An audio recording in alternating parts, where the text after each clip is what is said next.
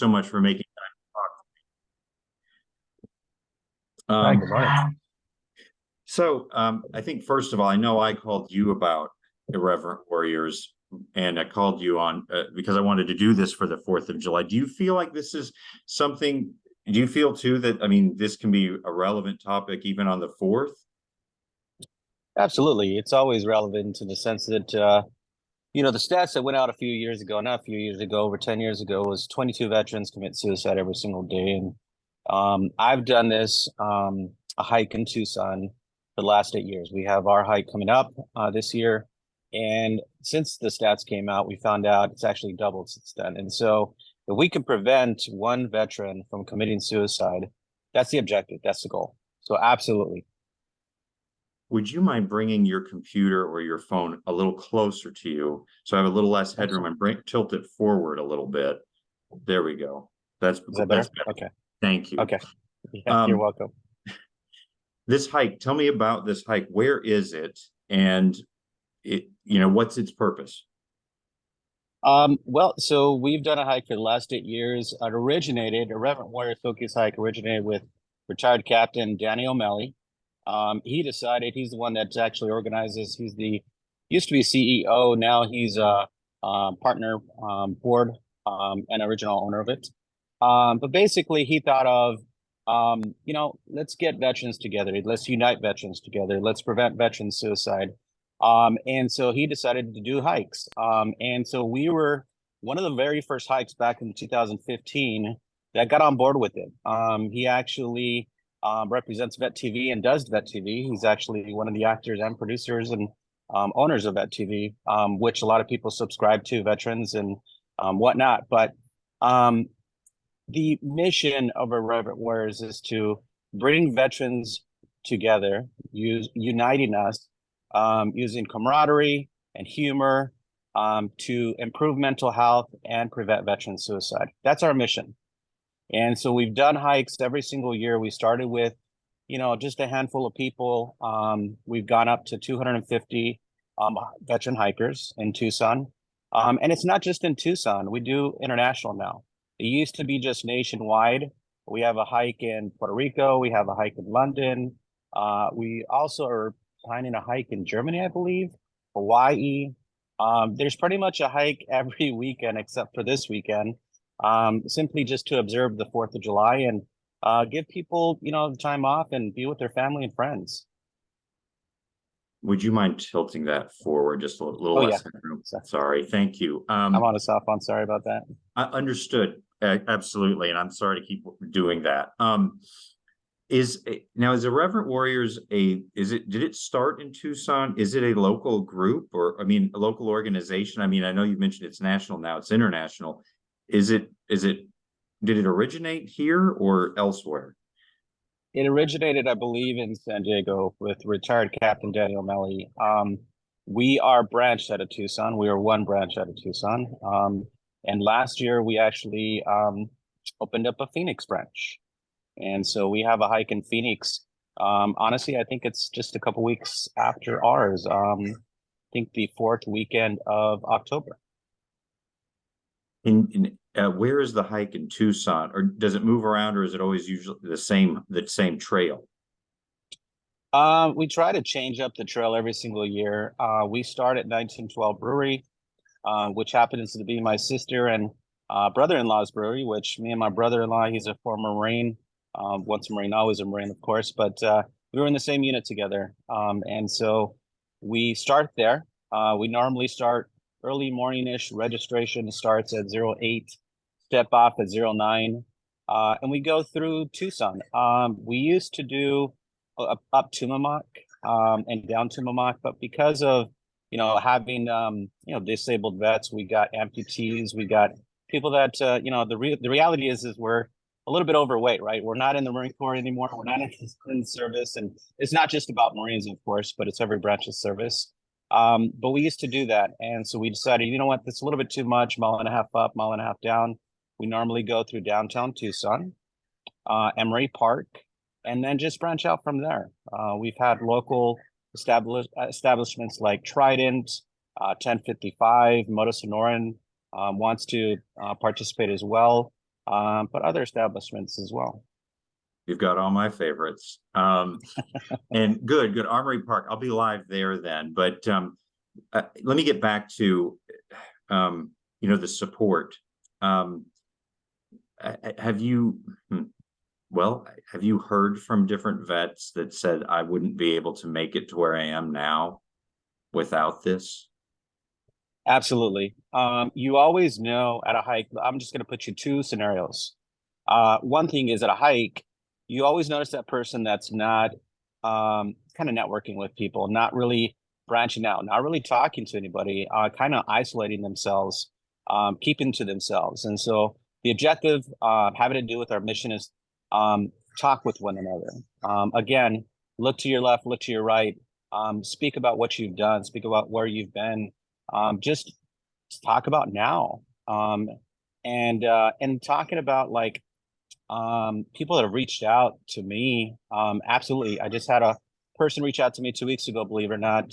And it happens all the time, where one person actually put a round through his head, and the second round didn't go off. And so he was able to survive. And this was a few years ago. And now he wants to participate at his first hike.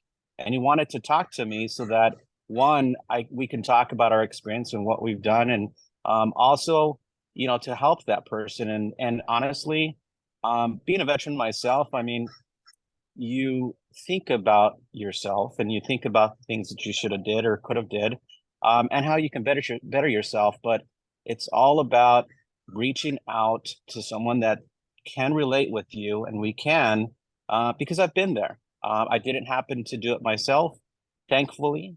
Thank God for that. But anybody that can talk to someone else and talk to me or talk to anyone, and again, all about saving one life, and telling that person, do not do it. These are the reasons why you shouldn't, and bettering themselves and ourselves. That's the objective. So absolutely, that happens pretty much once a month, if not more. That you hear from someone that says, Yes. I almost did. Yes. And forgive me, are you saying that you were at that stage at some point where you almost did, or you were thinking about it? Yes. And it's not something I like talking about, but yes, there was a few years ago, even before the hike. There's been a few times in which you look at, the things around you. One, for example, a gun right next to me and saying, it's not what I want this life to be. I mean much more. Those around me mean much more. Am I just a hinder? Am I just, something that, people just look down upon? And am I not something that I should have been? And it only took a few instances in which, the reality is I was much more. And I did things twice. And does it happen often? No, absolutely not. But it did happen. And that's what happens a lot of times with a lot of vets. They come back to the civilian life and they say, well, I should have stayed in, or, my buddies didn't come back, and my best friend, I lost my best friend, and that should have never happened, and so you start thinking twice. And the thing about these hikes and the thing about Irreverent Warriors is we take that humor, not what should be humor, and you think twice and you say, well, you got to laugh about it, right? And it's that dark humor that we go out to the hike and we start not making fun, but we sort of play with that, and say, this is the way we're going to start talking with people. We are the catalyst, of providing that healthy, good environment that makes you think that you're still in, because that's the way we used to talk, and that's the way we still talk. And so, yeah, I think part of Irreverent Warriors and being part of this hike and being around this environment is really good for a lot of people. Because you come back to this and all of a sudden you're not supposed to talk about, well, you're not supposed to speak in this.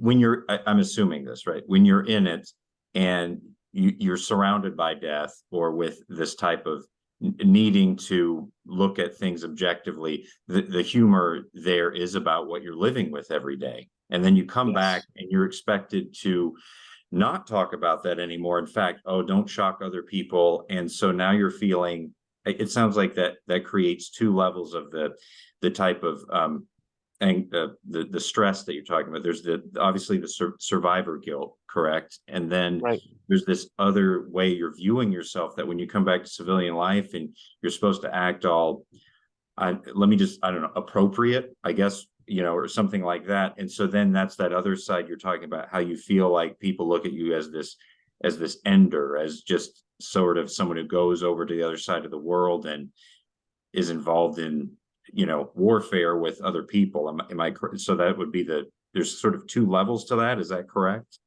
There is. You're supposed to present yourself, and you're supposed to appear, just and have high standards of yourself. And when you come back, you kind of feel like it's not like that. There's a lot of reasons. There's a lot of anxiety that comes with it. There's a lot of thoughts and feelings that you think about personally. I don't think anybody really starts talking about, well, you're this and you're that, and talks negatively. If anything, everybody is proud of you. Everybody talks positive about you, but it's your thoughts.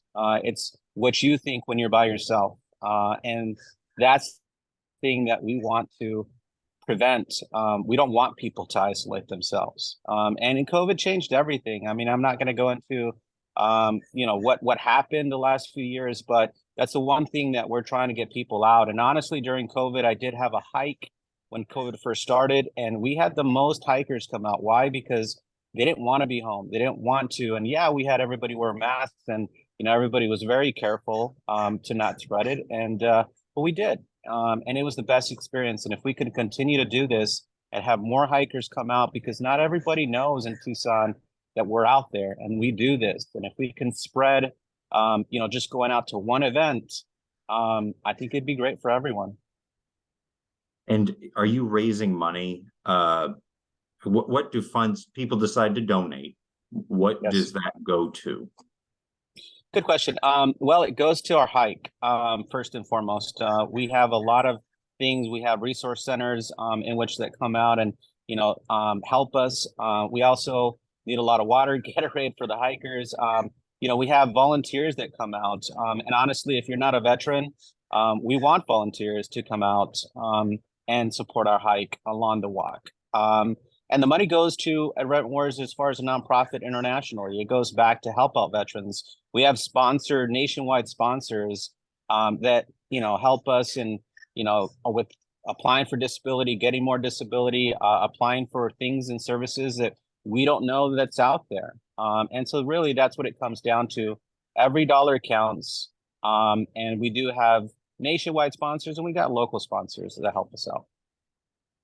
Thank you for all your time. I'm gonna do two more questions, and then I'm gonna write this. I'm gonna call you and see what you think, okay? Okay. If that's all right, we'll just talk on the phone. Sure. Where was I going with this? I'm sorry. Well, okay, so in a decade, this suicide rate is doubled. What do you think? Why is it getting worse? And have you seen? I mean, I know we talk about not making sure people aren't isolated. So, what do you think is making it worse? How do you think we can stave this off, or how can we turn that around? Good question. I think it's doubled, and I think it's getting a little bit worse than it was, is simply because there's not a lot of skill sets that a lot of people get when they get out. For example, one thing that they ask me is, what should I do now? What should I do now? Well, if I were to turn back time, I'd say learn a trade, be a plumber, be an electrician, be something that you can actually amount and make a lot more money than going to a 2-year, 4-year school. Not that it's a bad thing. I think everybody needs to educate themselves in some way, shape, way, or form. But it's keeping yourself busy. Because once you get out, a lot of people end up going back and trying to see, well, what could I do now? And again, that may not work. What you try or don't try may not work. And again, that's where you isolate yourself, and you become a loner, and you become by yourself. Even if you had a family, you have a wife and kids or significant other, I think just isolating yourself is a bad move. So I would say, if you can learn a trade, if you can do something, if you can help, again, nonprofits, there's places all around You can volunteer. You can do whatever you want. You can be a crossing guard for God's sake, anything just to keep yourself busy. And that's the biggest thing is keeping yourself busy, keeping your mind focused on what you're doing, being positive, and not going down that avenue in a dark place and that we all find ourselves in once we get out. But like you said, they offer veterans a lot of opportunities at different jobs, or they ask if you're a veteran. But like you were saying, you come out of this environment, it just isn't that simple. From what I understand, for some, I mean, for some, at least not right away. And then, what is there a message you want to give everyone else on this 4th of July about, what Absolutely. Hmm. Absolutely. Well, it's first of all, it's Independence Day. There's a reason that we are who we are. It's the United States. It's the best country in the world. And you have a lot of people protecting you. And there's a reason we are in the situation that we are in, which is great. And I would say anybody and everybody, just celebrate your life, celebrate your independence, celebrate, your family, your friends, everything that you have. Simply because there's a lot of people around the world, in the military, not in the military, that are not in a good situation, that want to be back with their family and friends, but unfortunately, because of their circumstances, they can't. And so definitely don't forget about them, remember them, but also remember you, and your family and friends again, and your country. And I'd like to ask you the first thing I asked you again, and maybe frame yourself up a little more, is just why is this important to you? You mentioned, if you save one life, it's you've done it. Absolutely. There's a lot of hikes that I've done, and there's a lot of hikes that I've been a part of. And again, we do one pretty much every weekend, if not 4 hikes every weekend at times. And again, it's not about you're not going to be able to save everyone, but if you can save one person's life, that's what it amounts to. If I can network with someone that didn't feel part of something, and by the end of the hike they felt like they were, we exchange information, we either network and go online, or we go offline and via text message, via phone calls. That's what it's all about, reaching Okay. out. Let me have your name one more time for the recording. Luis Vasquez. LuisVasquez. Correct. You're a retired Marine, is that correct? No, I did 8 years in the Marine Corps. Yeah, I'm not a retired vet. Oh, okay. Wait, so you're still in the Marine Corps, or No. I got out in 2004 and went off to school and got a double associates undergrad and went off to do my own thing. Yes. okay? Did you serve in Iraq or Afghanistan, or both? Iraq in 2004, we got back. Okay, all right. I appreciate it. Well, I'm going to stop the recording now. Okay.